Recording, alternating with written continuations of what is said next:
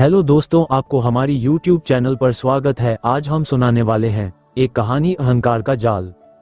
क्या अहंकार ताकत से मिटाया जा सकता है या इसके लिए कुछ और जरूरी है? जब बुद्ध ने अपने शिष्य को एक असंभव परीक्षा दी तो उसे एहसास हुआ कि असली बदलाव कहाँ से शुरू होता है। घनघोर जंगलों के बीच एक शिष्य बड़ी आशा लेकर बुद्ध के आश्रम पहुंचा। वह विद्वान था, कई ग्रंथ पढ़ चुका था, लेकिन संतोष की अनुभूति नहीं थी। वो बुद्ध के सामने झुका और बोला, भगवान, मैं ज्ञान प्राप्त करना चाहता हूँ, कृपया मुझे सच्चा मार्ग दिखाइए। बुद्ध ने उसे देखा, मुस्कुराए और बोले, तुम बहुत कुछ जानते हो, लेकिन क्या तुमने अपने मन को खाली किया है? शिष्य थोड़ा चौंका, भगवान, मैं वर्षों से ज्ञान प्राप्त कर रहा हूँ, मुझे लगता है कि मैं बहुत कुछ समझता हूँ। बुद्ध ने बिना कुछ कहे पास में रखी एक चाय की प्याली उठाई और उसमें चाय डालने लगे। कप भर गया, लेकिन बुद्ध तब भी चाय डालते रहे। चाय कप से बाहर गिरने लगी। शिष्य ने घबराकर कहा, भगवान, कप भर चुका है, अब इसमें और कुछ नहीं डाला जा सकता।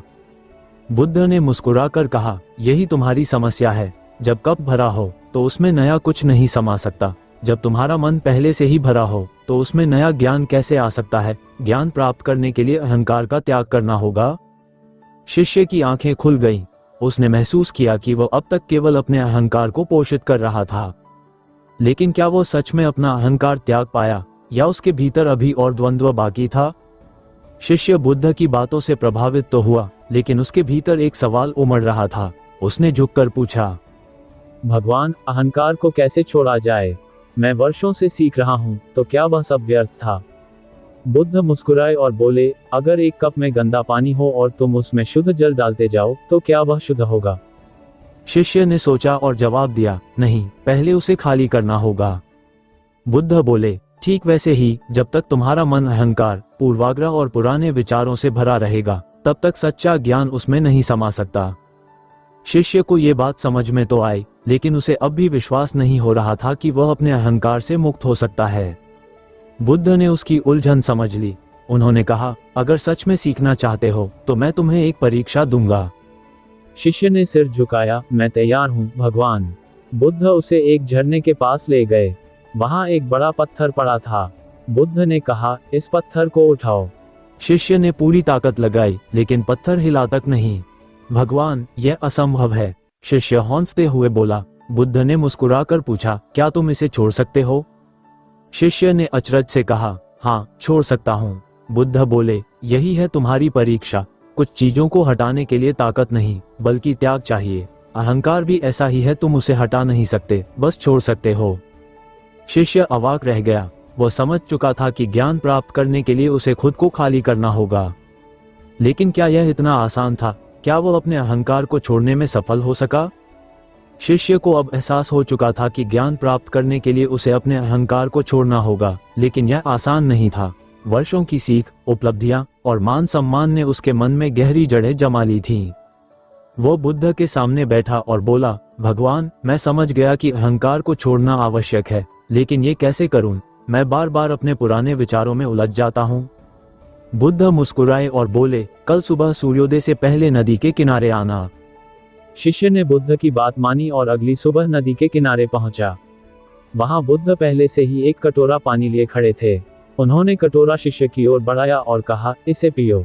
शिष्य ने जैसे ही पानी पिया, उसका मुंह कसला हो गया। पानी बेहद खारा था। भगवान, यह पानी पीने योग्य नहीं है, शिष्य बोला। बुद्ध ने शांत स्वर में कहा, ठीक है, इसे नदी में डाल दो। शिष्य ने कटोरा उठाया और नदी में उड़ेल दिया। बुद्ध ने फिर से कटोरा भरा और शिष्य से कहा, अब इसे पियो। शिष्य ने दोबारा पानी पिया। इस बार पानी शुद्ध और मीठा था। अब बताओ, ये पानी पहले जैसा ही था, लेकिन अब ये पीने योग्य क्यों हो गया? बुद्ध ने पूछा। शिष्य ने उत्तर दिया, क्योंकि यह नदी में मिल गया, जहां उसकी अशुद्धियां समाप्त हो गईं। बुद्ध मुस्कुराए और बोले, ऐसे ही, जब तुम अपने अहंकार को पूरी तरह छोड़कर समर्पण कर दोगे, तब तुम सच्चे ज्ञान को आत्मसात कर सकोगे। जब तक तुम अपने पुराने विचारों को पकड़े रहोगे, तब तक तुम्हारा ज्ञान सीमित रहेगा, ठीक वैसे ही जैसे कटोरे का पानी।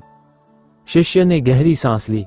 उसे समझ आ गया कि केवल पढ़ने या सीखने से ज्ञान नहीं मिलता, बल्कि अहंकार छोड़कर स्वयं को ज्ञान की अनंत धारा में बहने देना ही सच्ची सीख है।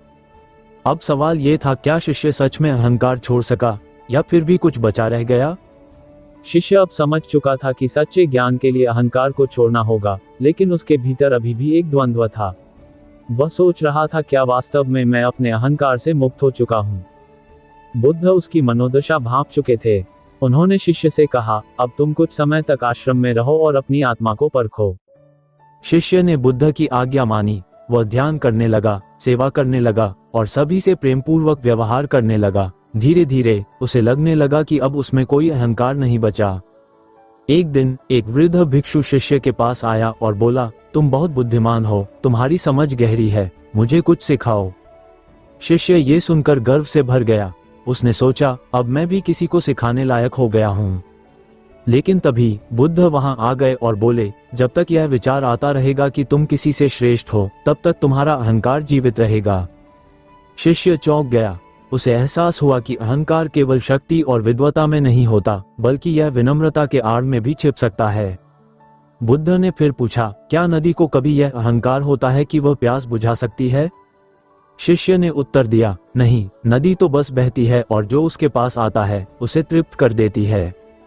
बुद्ध बोले, बस यही सच्चा ज्ञान है। जब तुम भी नदी की तरह बन जाओगे, बिना अहंकार के, बिना श्रेष्ठता के भाव के, तब तुम सच्ची मुक्ति प्राप्त कर लोगे। शिष्य की आंखों में आंसू आ गए। उसे अब समझ आ चुका था कि सच्चा ज्ञान सिर्फ सीखने से नहीं, बल्कि अहंकार को पूरी तरह मिटाने से आता है। वह बुद्ध के चरणों में गिर पड़ा और बोला, भगवान, आज मैं सच में खाली हो गया हूँ। बुद्ध मुस्कुराए और बोले, अब तुम तैयार हो, जाओ, अपने जीवन को इस सत्य के प्रकाश में जियो।